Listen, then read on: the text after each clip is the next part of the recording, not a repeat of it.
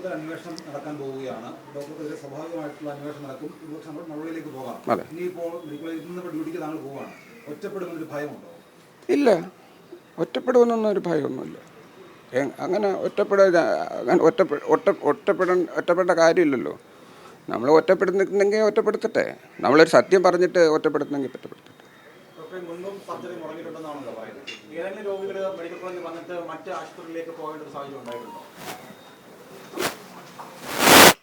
ഇത് നമുക്കറിയാമല്ലോ. നിങ്ങളൊക്കെ ഇവിടെ തന്നെ മീഡിയയിലുള്ള ആൾക്കാർ തന്നെ എൻ്റെ പേഷ്യൻസായിട്ട് വരുന്നുണ്ട്. അവർക്ക് തന്നെ കാര്യങ്ങൾ അറിയാം. മാതൃഭൂമിയുടെ ഒരാൾ വന്ന് ഓപ്പറേഷനൊക്കെ ചെയ്തു പോയതാണ്. മാതൃഭൂമിയുടെ, ഏഷ്യാനെറ്റിൻ്റെ ഒക്കെ ആൾക്കാർ എനിക്ക് നിങ്ങളുടെ ഈ ഇതിൽ ഗ്രൂപ്പിൽ കാണില്ല, പക്ഷേ ഇതിനകത്തൊക്കെ വർക്ക് ചെയ്യുന്ന സ്റ്റാഫുകളും ഒക്കെ വരാറുണ്ട്. അപ്പോൾ അവർക്കറിയാം അവിടെയുള്ള പ്രശ്നങ്ങൾ. ഇതൊരു ഇവിടുത്തെ സെൻറ്റർ ഓഫ് എക്സലൻസ് എന്നാണ് നമ്മൾ പറയുന്നത് മെഡിക്കൽ കോളേജിൽ. പക്ഷേ മെഡിക്കൽ കോളേജിൽ നമ്മളിപ്പോൾ ചെയ്യുമ്പോൾ പല ഓപ്പറേഷൻ നമുക്ക് ചെയ്യാൻ പറ്റുന്നില്ല.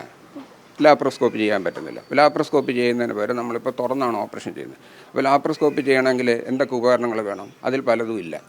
അപ്പോൾ നമ്മളതൊരു ലാപ്രോസ്കോപ്പി നിർത്തി വെച്ചിരിക്കുകയാണ്. അപ്പോൾ ലാപ്രോസ്കോപ്പിക്ക് പകരം നമ്മൾ ഓപ്പൺ ചെയ്താണ് ചെയ്തത്. അപ്പോൾ രോഗികൾ പലരും വന്ന് ചോദിക്കും ലാപ്രോസ്കോപ്പി ചെയ്യുന്നുണ്ടോ എന്ന് പറയുമ്പോൾ നമ്മൾ പറയും ഇല്ല. അപ്പോൾ അവരെന്ത് ചെയ്യും? അവർ പുറത്തുള്ള ആശുപത്രിയിലേക്ക് പോയി ചെയ്യും. ഇപ്പോൾ റോബോട്ടിക്സ് ഉണ്ടോ എന്ന് ചോദിക്കും.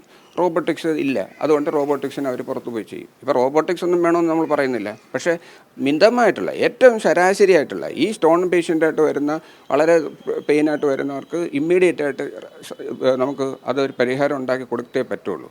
മറ്റ് ശസ്ത്രക്രിയകളൊക്കെ പൊക്കോട്ടെ, അവർ വലിയ ആശുപത്രികളിൽ പോയി ചെയ്തോട്ടെ.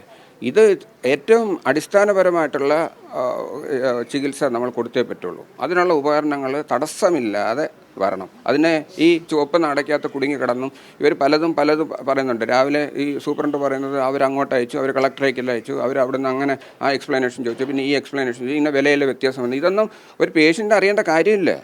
നമ്മളൊരു ഹെഡ് ഓഫ് ഡിപ്പാർട്ട്മെൻറ്റ് എന്നുള്ള നിലയ്ക്ക് അടിയന്തരമായിട്ട് വാങ്ങിക്കേണ്ട സാധനങ്ങൾ, അടുത്ത 1 മാസത്തിനകത്ത് വാങ്ങേണ്ട സാധനങ്ങൾ, അടുത്ത 3 മാസത്തിനകത്ത് വാങ്ങേണ്ട സാധനങ്ങൾ, 1 വർഷത്തിനകത്ത്, ഇങ്ങനെ അടിയന്തരം അങ്ങനത്തെ കാറ്റഗറി അനുസരിച്ചാണ് ഞാൻ റിക്വസ്റ്റുകൾ കൊടുക്കുന്നത്.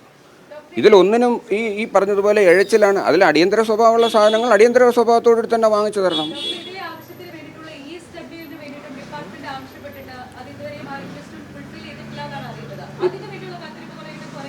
അതിൻ്റെ കാത്തിരിപ്പ് 2023 മുതൽ കാത്തിരിക്കുകയാണ്. 2023 കഴിഞ്ഞ മെഷീൻ 2021 കമ്മീഷൻ ചെയ്ത മെഷീൻ 2023 വരെ ഞങ്ങൾ ചെയ്തതിനകത്ത് ഏകദേശം 3900 രോഗികളെയാണ് നമ്മൾ ഓപ്പറേഷൻ ചെയ്തത്. അപ്പോൾ എത്ര പേരുടെ ഓപ്പറേഷൻ അത് വെച്ച് നടക്കുന്നുണ്ടെന്ന് നിങ്ങൾ ആലോചിച്ച് നോക്കണം. അപ്പോൾ അത് 2023 മുതൽ ഈ വർഷം വരെ അത് മുടങ്ങിയിരിക്കുമ്പം എത്ര പേർക്കാണ് അത് ചെയ്യാൻ പറ്റാതിരുന്നതെന്ന് നിങ്ങൾ ആലോചിച്ച് നോക്കൂ. ഇതിൻ്റെ അടിയന്തര സ്വഭാവം ഞാൻ ഇവരെ അറിയിച്ചതാണ്. ESWLയുടെ അടിയന്തര സ്വഭാവം ഞാൻ അറിയിച്ചതാണ്.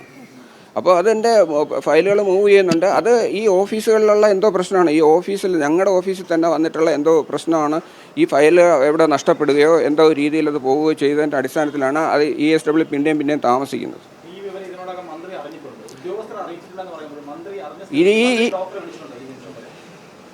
ഞാൻ ഇന്നലെ മുതൽ ഫോൺ ഓഫ് ചെയ്ത് വെച്ചിരിക്കുകയായിരുന്നു, അതറിയില്ല. ഈ കാര്യം ഞാൻ അവിടുത്തെ കൗൺസിലറാണ്, മെഡിക്കൽ കോളേജ് കൗൺസിലർ അനിൽ സാറാണ് ഇതിൻ്റെ ESWയിൽ വാങ്ങിത്തരാം എന്നൊക്കെ പറഞ്ഞ് സാറ് എനിക്കൊരു പ്രോത്സാഹനം തന്നത്. അപ്പോൾ സാറിനെ കഴിഞ്ഞ മാസവും കഴിഞ്ഞ എല്ലാ മാസങ്ങളിലും ഞാൻ സാറിനെ വിളിക്കുന്നുണ്ട്, സാർ എന്നെ വിളിക്കുന്നുണ്ട്. സാറ് OPയിൽ വരുമ്പോഴും ഞാൻ ഇതിനെപ്പറ്റി ഡിസ്കസ് ചെയ്യുന്നുണ്ട്. അപ്പോൾ സാറ് സെക്രട്ടേറിയറ്റിലും കളക്ടറേറ്റിലൊക്കെ സാറ് പോയി സാറിൻ്റെ ഇൻഫ്ലുവൻസിൽ കുറേയൊക്കെ ഫയൽ മൂവ് ചെയ്തു എന്നാണ് കേൾക്കുന്നത്. പക്ഷേ അതിലെന്തൊക്കെയോ ഈ ചികിത്സാ സ്വഭാവമായിട്ടുള്ള മെഷീനുകൾക്ക് എന്താണ് ഇത്ര താമസം വരുന്നതെന്ന് എനിക്ക് മനസ്സിലാകുന്നില്ല. ഒന്നുമില്ല.